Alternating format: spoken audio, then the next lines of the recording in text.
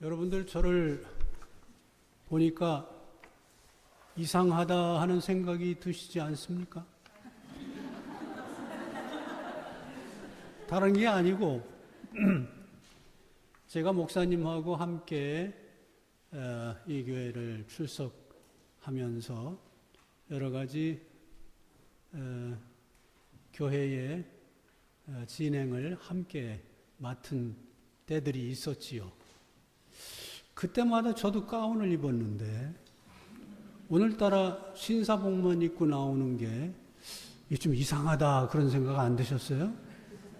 그래서 저는 그런 생각이 드셨을까 봐 제가 설명을 해드리고 시작하는 게 순서에 맞지 않나 생각이 들어요. 다른 거 아닙니다. 저도 늘 가운을 입고 후드를 두르고 그렇게 참여를 했는데 후드를 두르려고 장문을 여니까 이 후드가 어디 갔는지 없어졌어요.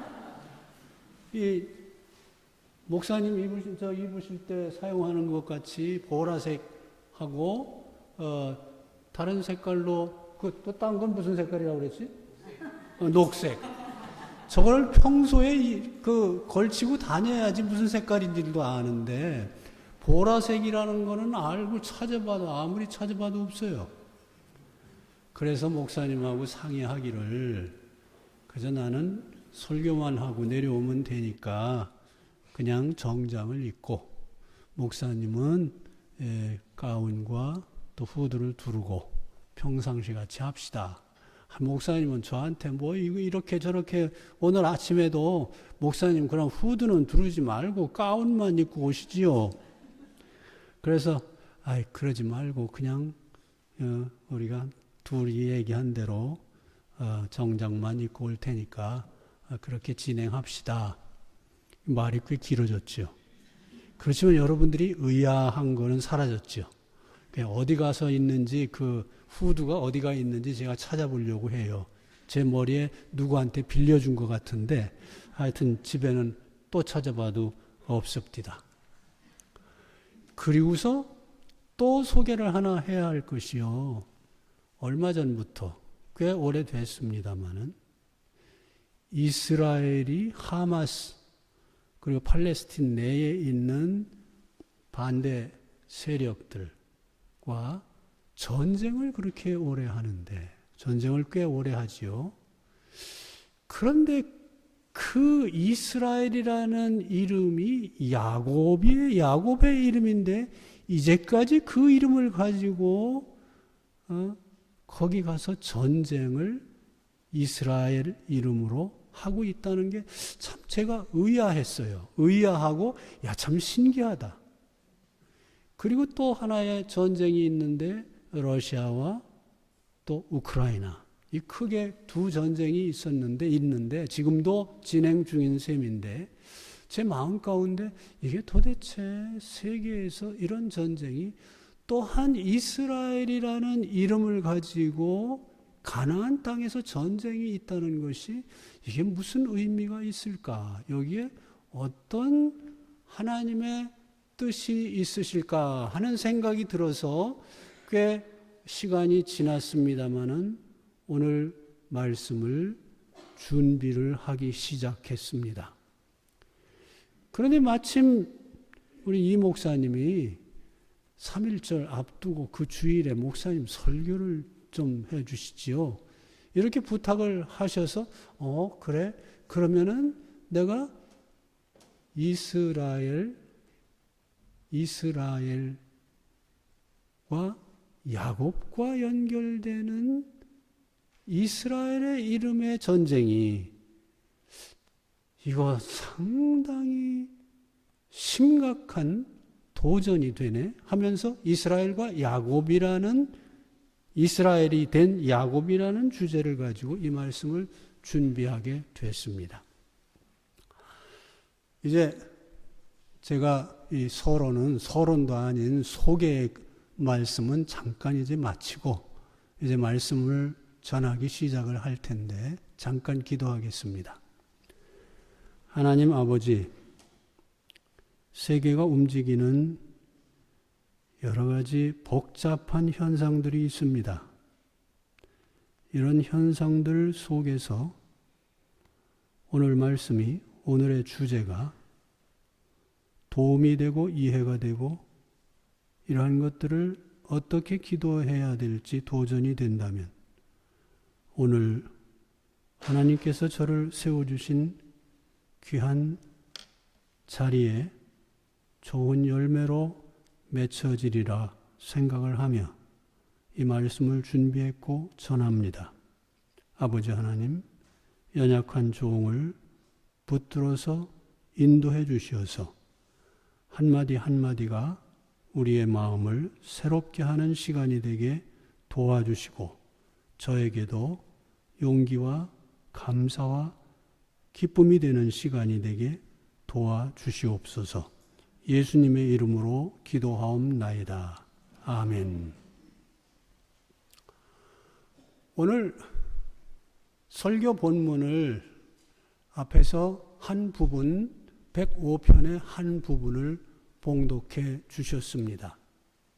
이 전체적인 시편 105편, 오늘 봉독한 것 들어있는 그 시편 105편은 하나님께서 이스라엘을 특별히 선택하시고 그들에게 약속하신 것을 신실하게 이루시는 것을 찬양하며 그 구체적인 내용을 전반적으로 기록해 나간 것이 105편 전체입니다. 오늘 설교 본문 7절에서 11절은 하나님으로 시작하여 그가 바로 주 우리 하나님이시다. 아브라함과 이삭과 야곱에 대해 언급으로 이어져서 오늘의 주제 이스라엘이 된 야곱에 대한 간략한 기록이 봉독해드린 7절부터 11절까지의 말씀입니다.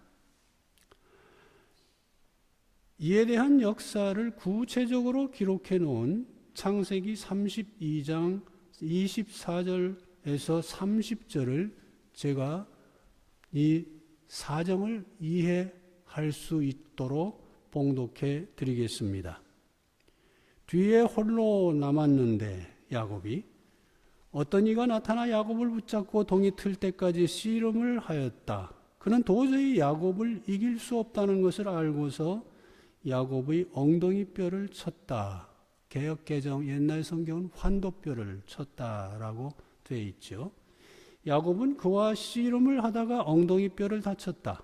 그가 날이 새려고 하니 놓아달라고 하였지만 야곱은 자기에게 축복해 주지 않으면 보내지 않겠다고 떼를 썼다. 그가 야곱에게 물었다. 너의 이름이 무엇이냐? 야곱이 대답하였다. 야곱입니다. 그 사람이 말하였다. 내가 하나님과도 겨루어 이겼고 사람과도 겨루어 이겼으니 이제 내 이름은 야곱이 아니라 이스라엘이다. 야곱이 말하였다. 당신의 이름이 무엇인지 가르쳐 주십시오. 그러나 그는 어찌하여 나의 이름을 묻느냐 하면서 그 자리에서 야곱에게 축복하여 주었다. 야곱은 내가 하나님의 얼굴을 직접 뵙고도 목숨이 이렇게 붙어 있구나 하면서 그곳 이름을 브니엘이라고 하였다. 이것이 오늘 이 앞에서 봉독한 그 시편 105편의 7절부터 11절 말씀의 내용이 담겨 있는 창세기 32장 말씀입니다. 브니엘이라는 말은 하나님의 얼굴이라는 말입니다. 그러니까 야곱이 자기가 하나님께서 축복을 하시고 하나님께서 자기 환도뼈, 엉덩이뼈를 치셔서 자기가 더 이상 대항할 수 없다라는 것을 깨닫고 이분이 하나님이시구나 라는 것을 고백하는 장면이 또 여기에 들어있지요. 지금 제가 봉독해드린 창세기 본문을 약간 설명해 드리겠습니다. 야복 나루터, 하나님을 만난 그 야복 나루터는 야곱에게 막다른 골목이었습니다. 바로 그 자리에서 하나님은 야곱에게 씨름을 걸어 오셨습니다. 하나님의 간섭입니다. 하나님이 간섭하시면서 찾아오신 것이죠. 그런데 야곱은 하나님께 항복하지 않았습니다. 그래서 엉덩이 뼈를 하나님께서 치셨습니다. 씨름을 걸어온 것, 그것은 하나님의 간섭입니다. 야곱의 생애에 하나님이 간섭하신 겁니다. 야곱의 엉덩이 뼈가 부러지면 힘을 쓸 수가 없습니다. 그러자 야곱이 하나님께 매달립니다.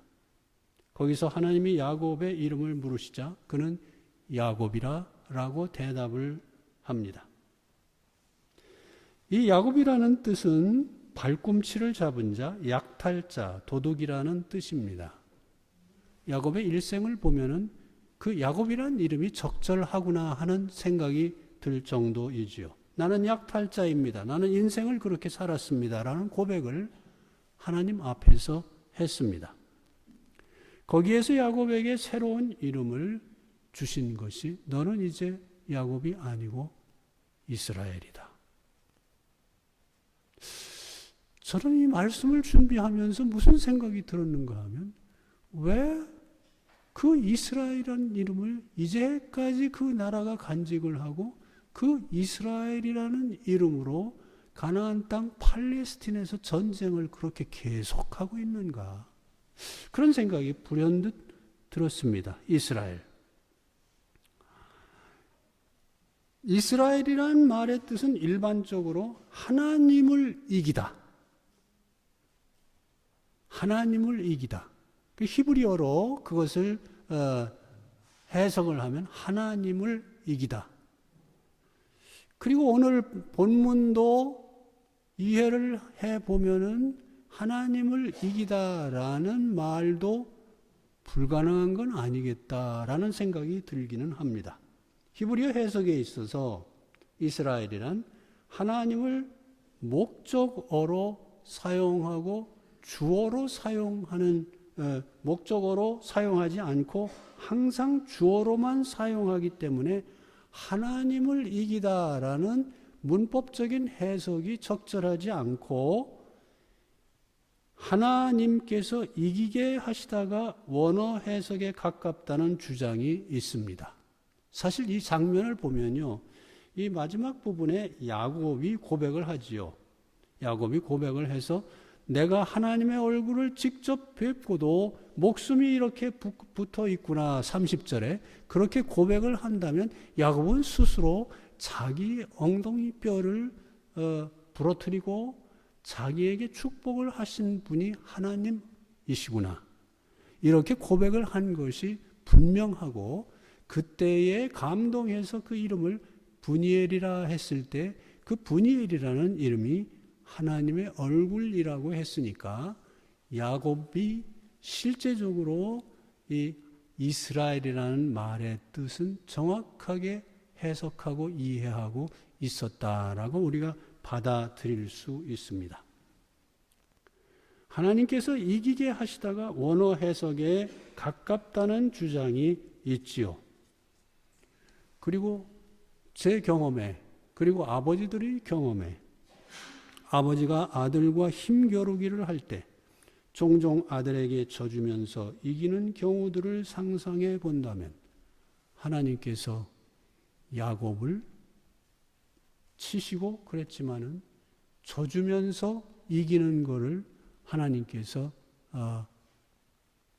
진행을 하셨다라고 생각할 수 있겠습니다. 어떤 해석이든 야곱의 성품과 행실을 돌아볼 때 어울리지 않는 축복을 받았다는 것만은 분명한 사실입니다.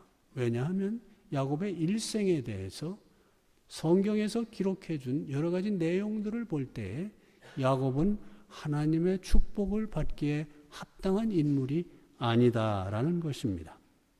하나님께서 그런 야곱을 치시고 죽이셨다면 야곱은 자식이 아닙니다. 그러나 치시고 축복하셨기 때문에 그는 하나님의 자식입니다. 야곱에게뿐 아니라 우리에게도 하나님이 간섭하십니다.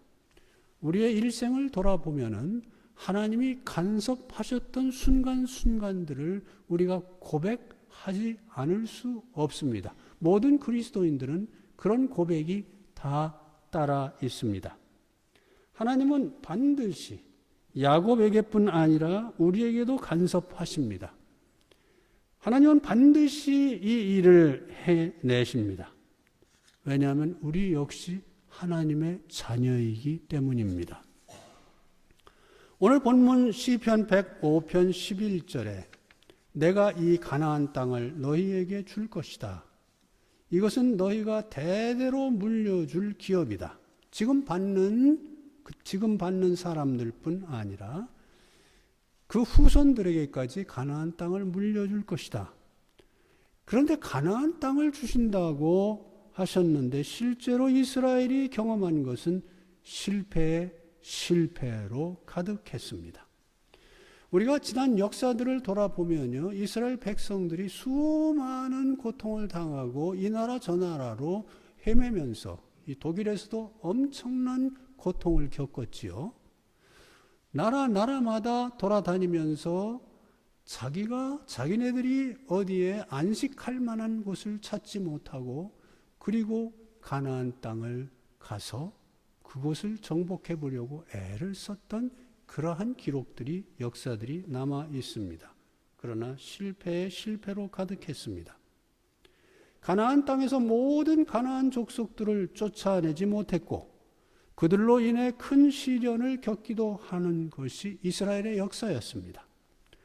그러나 하나님의 약속은 변함없이 분명한 것이었습니다. 그것은 하나님께서 그의 백성들에게 약속하신 거룩한 땅, 곧 거룩한 하나님의 나라였습니다. 하나님이 약속을 하셨습니다. 그 가나안 땅에 가서 살고 그곳에서는 하나님께서 왕이 되시고 하나님의 법이 법이며 하나님의 축복으로 살아가는 그런 존귀한 나라가 되어야만 했습니다. 그러나 가나안 땅은 그렇게 이스라엘에게 속하지 않았고 이제까지 한 번도 가나안 땅이 전체적으로 이스라엘 백성에게 속한 적이 없습니다. 가나안 땅은 이스라엘 백성에게 이러한 하나님의 법, 하나님께서 왕이 되시고 하나님의 축복으로만 살아가는 존귀한 나라, 그러한 나라로서 이스라엘 백성이 이를 경험하는 일종의 연습장과도 같았습니다. 그리고 하나님은 그 연습장 속에서 하나님 나라의 본질적인 의미를 깨달을 수 있도록 하셨습니다. 이스라엘 백성들이 그 자리에서 가나안 땅, 하나님이 축복해서 주시는 그 가나안 땅에서 이것이 본질적인 하나님의 나라이구나. 본질적인 의미를 깨달을 수 있도록 하고 또 그 주변의 백성들도 그것을 자기들을 통해서 깨달을 수 있도록 하나님은 그곳으로 보내십니다. 그 결과로 우리에게 남겨진 것이 구약 성경입니다. 구약 성경 곳곳에 그런 의미의 흔적들을 모든 곳에서 발견할 수 있습니다. 구약에서 물질적인 의미의 축복과 풍요를 약속하지만 실제 이는 천국에서 누릴 영원한 축복과 영화로움의 그림자와 같은 것이었습니다. 이는 예수 그리스도께서 다시 오시는 그날에 완벽하게 드러날 그 나라가 가나안에 거주하는 이스라엘 백성들을 통해서 그것을 표현하고 그것이 드러나도록 의도하지만 그렇게 되지 못했습니다. 그리스도께서 다시 오시는 날에 완벽하게 드러날 그 나라입니다. 하나님의 백성들은 이 땅에서 하나님께서 주신 시간 동안 살아가면서 그 삶을 연습하고 경험합니다. 그렇지 않습니까? 하나님의 백성으로 살고자 때로는 많은 비난들을 받기도 할 수 있고 때로는 실패로 인해서 낙심할 수도 있고 하나님의 백성으로 이 땅에서 살고자 애쓰는 것이 그리스도인들입니다. 그 삶을 연습하고 경험합니다. 마치 이스라엘이 가나안 땅에서 그 일을 해왔던 것과 마찬가지로 말입니다.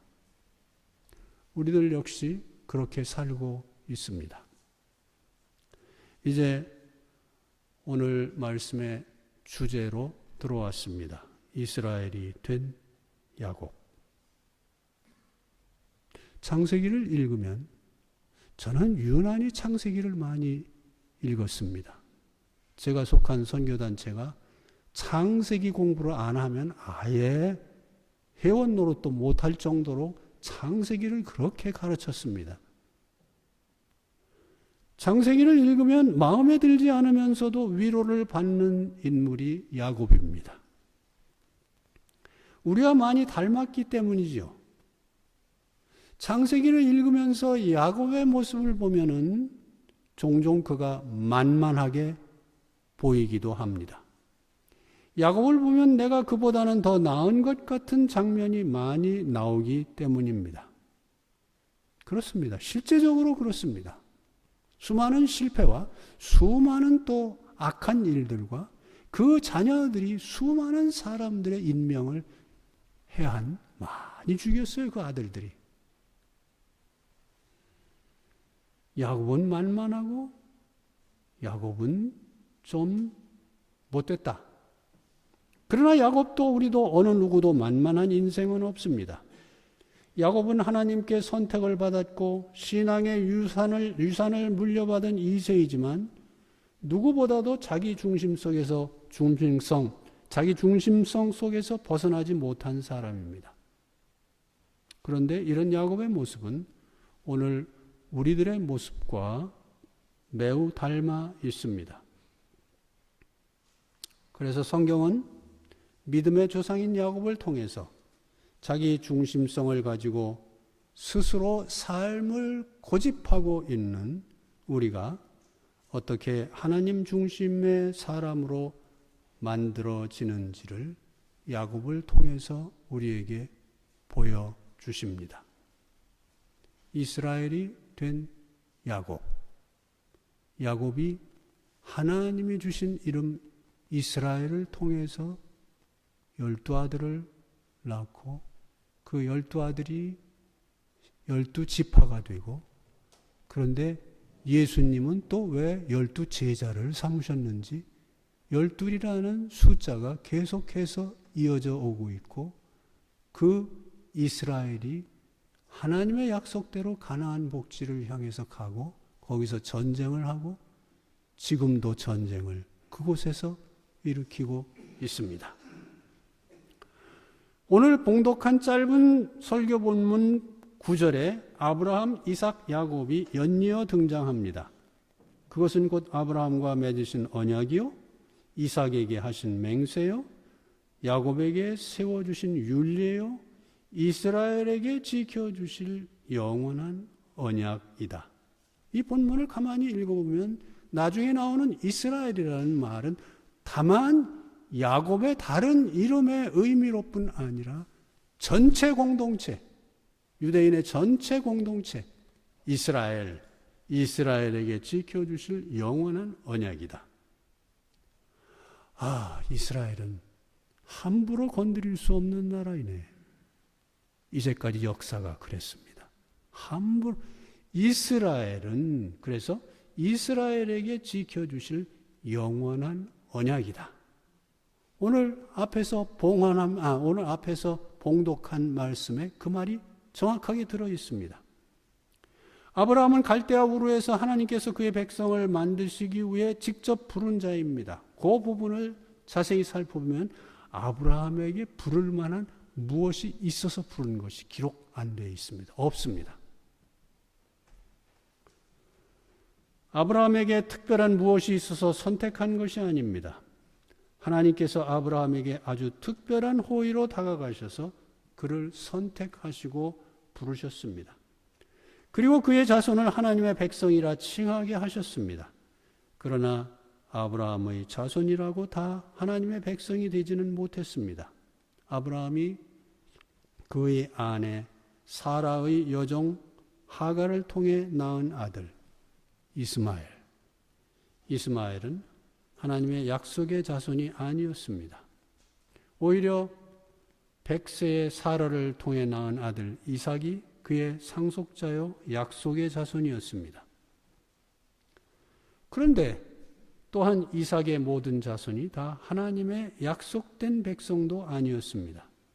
하나님은 이삭의 장자 에서를 버리고 그의 동생 야곱을 택하시고 그의 12 아들을 족장으로 삼아 큰 민족을 이루게 하셨습니다.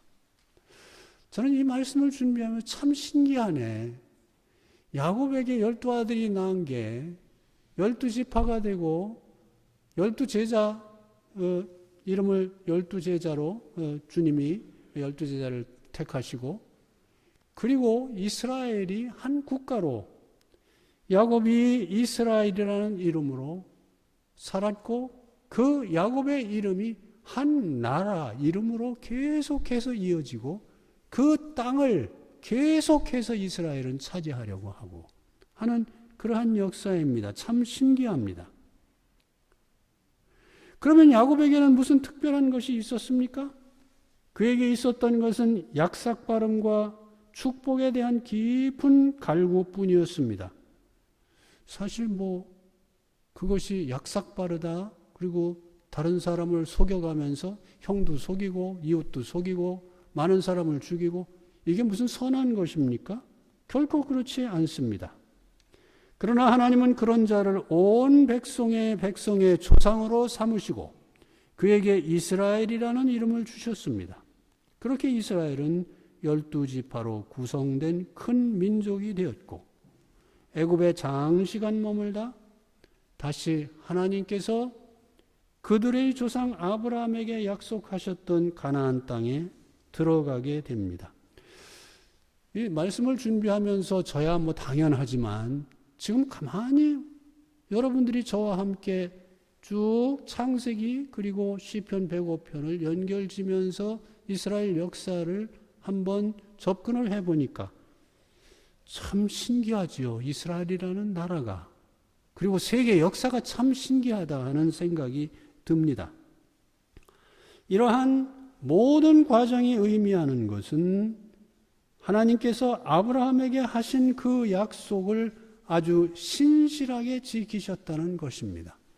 창세기를 읽어보면 그리고 구약 읽어보면 하나님께서 아브라함에게 약속을 하셨어요. 그러면은 하나님의 그 약속이 신실하신 이유가 이스라엘 백성들 그 이유가 이스라엘 백성들에게 있습니까? 결코 아닙니다. 아브라함도 그런 자격이 없는 사람이요 이삭도 그러하고 야곱도 그러합니다.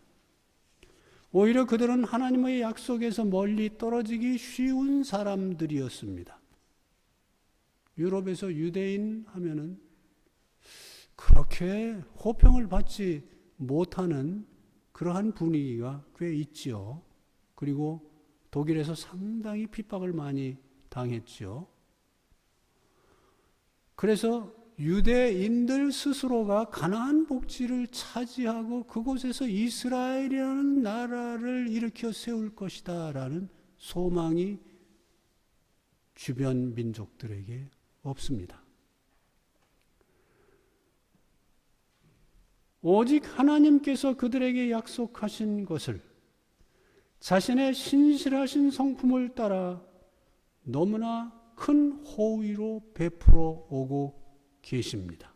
그래서 이런 언약을 언급할 때 하나님을 찬양할 수밖에 없습니다. 시편 105편은 그 하나님을 찬양하고 그 하나님을 높입니다. 이스라엘의 의미를 그리고 이스라엘이라는 나라를 하나님께서 저들에게 주시고 그것을 이루어갈 수 있도록 끊임없이 격려하고 때로는 때리고 때로는 칭찬하고 하나님의 백성 이스라엘을 향한 하나님의 언약은 영원하고 변함이 없습니다. 야곱의 12아들이 12지파로 그리고 주님의 12제자로 나타납니다. 이러한 언약은 궁극적으로 그의 백성인 예수 그리스도를 믿음으로 구원받은 새 이스라엘인 교회를 상징합니다. 새 이스라엘 교회. 그러니 하나님을 찬양하라는 그 호소는 바로 오늘 여기에 자리를 같이 하고 있는 우리들을 향한 호소입니다. 하나님의 영원한 약속을 너희가 받았고 그가 주시는 하나님의 나라를 너희가 받았다. 그가 너희를 택하신 그 놀라운 은혜와 선택을 찬양하라고 시편 기자는 호소하고 있습니다. 시편 105편 전체적인 내용이 그런 내용입니다. 야곱은 이스라엘이란 이름은 얻었지만 그의 삶은 이스라엘이라고 불리기 전 야곱의 모습과 별반 다르지 않았습니다. 그는 형 에서로부터 살아남기에 급급했고, 그리고 야곱의 아들들은 창세기를 읽어보면 엄청난 살육의 주인공이 되기도 했습니다. 이스라엘이라는 이름과 달리 야곱의 삶 전반에는 큰 변화가 없었습니다. 재미있는 것은요, 하나님께서 내 이름을 이스라엘이라 이렇게 말씀하시고 창세기 32장 이렇게 지나가 보면은 이스라엘이라는 말이 안 나와요. 이스라엘이라고 부르질 않아요. 32장 이후 35장에 이르기까지 이름은 이스라엘이라는 이름으로 성경에 기록되지 못하고 창세기 35장 10절에 이르러서야 그의 이름은 이스라엘이라 기록됩니다. 하나님이 그에게 말씀하셨다. 너의 이름이 야곱이었지만 이제부터 너의 이름은 야곱이 아니라 이스라엘이다. 하나님이 그의 이름을 이스라엘이라 하셨다. 이게 아까 봉독한 창세기 32장의 말씀입니다. 그런데 이제부터 이스라엘이라고 다시 불리게 된 그 본문을 제가 봉독해 드리겠습니다. 창세기 35장 2절 3절 보면요. 야곱은 자기의 가족과 자기가 거느리고 있는 모든 사람에게 명령하였다. 너희가 가지고 있는 이방 신상들을 다 버려라. 몸을 깨끗이 씻고 옷을 갈아입어라. 이제 우리는 이곳을 떠나 베델로 올라간다. 거기에다 나는 내가 고생할 때에 나의 간구를 들어주시고 내가 가는 길 어디에서나 나와 함께 다니면서 보살펴 주신 그 하나님께 제단을 쌓아서 바치고자 한다.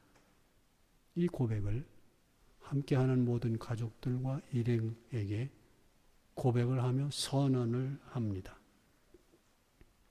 이방 신상을 버리고 자신을 정결히 하고 의복을 바꾸어 입으며 나와 함께 하신 하나님께 제단을 쌓겠다고 말하는 야곱의 모습입니다. 이제까지 창세기는 하나님이나 사람과 싸워서 이긴 자 야곱으로 그 단어 자체를 이스라엘이나 이런 단어 자체가 그렇게 통용됐을 수 있습니다. 그런데 하나님이나 사람과 싸워서 이긴 자가 아니라 하나님의 다스림을 원하는 모습으로 변화돼서 하나님께서 이기게 하는 자로 지금 35장에서 변화된 야곱의 모습으로 나타납니다. 야곱만이 아니라 사고를 치는 것은 우리들이고 간섭과 수습은 하나님께서 하십니다. 이스라엘은 야곱이 이룬 것이 아니고 하나님이 야곱에게 주신 이름입니다.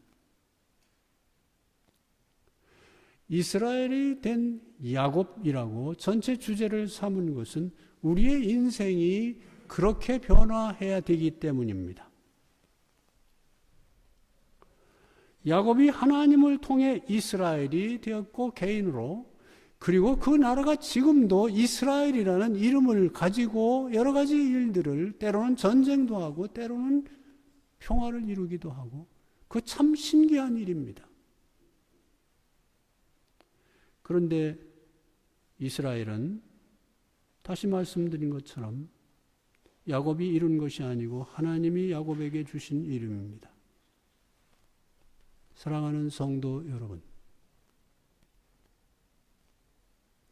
야곱이 하나님을 통해 이스라엘이 된 것처럼 조선이 하나님을 통해 대한민국이 되었습니다.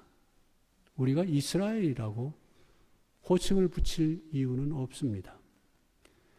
이것은 이스라엘과 한국만이 아니라 모든 민족이 하나님의 간섭을 통해 야곱에게 간섭하셨다 말씀드렸고, 하나님이 우리를 간섭하신다라고 말씀을 드렸는데, 하나님의 간섭을 통해 모든 민족이 하나님의 간섭을 통해 흥하기도 하고 망하기도 합니다. 각각 나라의 사건들이 특색이 있어서 그 사건들을 통해 국가의 흥망성쇠가 나타납니다. 오늘 3.1 독립 선언서 함께, 저는 지난해 이것을 함께 이 자리에서 봉독을 하고 함께 성도들과 함께 봉독하고 아주 감동을 많이 받았어요. 야, 그렇구나. 며칠 후 금요일이 3.1절입니다. 제가 이 말씀을 준비하면서 이런 생각을 했는데, 저와 똑같은 생각을 여러분들이 해 주시라는 그런 뜻은 아닙니다. 그러나 제 생각은 이렇게 정리됐습니다.